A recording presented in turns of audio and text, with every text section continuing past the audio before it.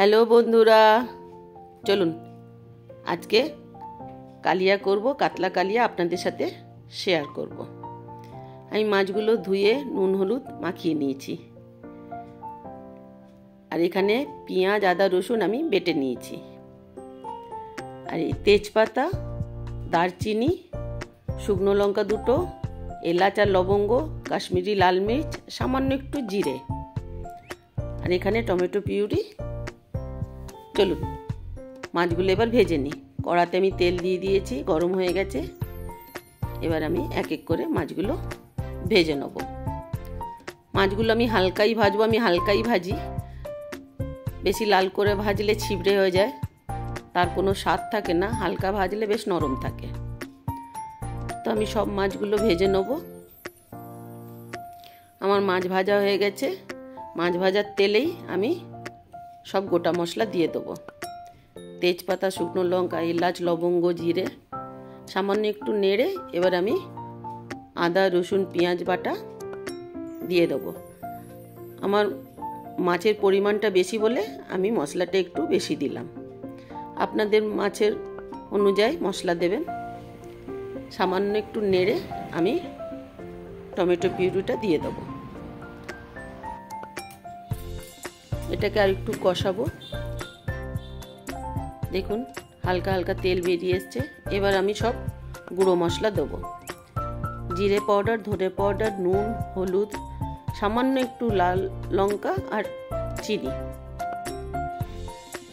আর কাশ্মীরি লাল মির্চ দিয়ে আমি এগুলোকে একটু ভালো করে কষাবো।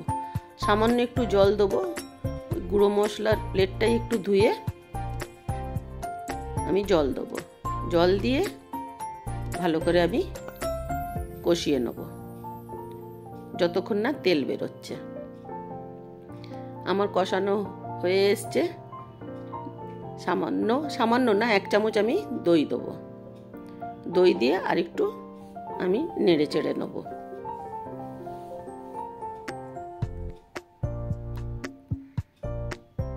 আমার মশলা কষানো হয়ে গেছে, সাইড থেকে তেল বেরিয়ে এসছে। এবার আমি পরিমাণ মতন জল দিয়ে দেবো। আমি আমার মাছ অনুযায়ী জল দেবো, আপনারাও তাই করবেন।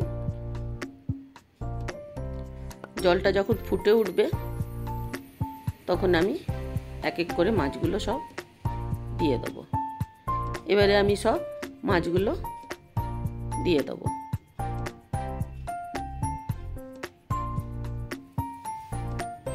আমার সব মাছ দেওয়া হয়ে গেছে। এবার একটু ফুটবে, সামান্য একটু ফোটাবো এটাকে। এবারে আমি একটুখানি গরম মশলা দিয়ে দেবো, আর 1 চামচ ঘি দিয়ে দেবো। দিয়ে সামান্য একটু নাড়বো। আমার কাতলা কালিয়া রেডি।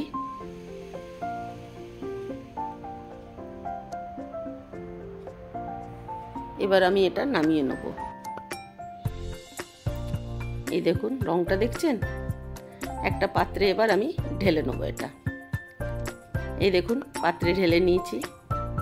বন্ধুরা ভালো লাগলে লাইক করবেন, কমেন্ট করবেন। বাই বন্ধুরা।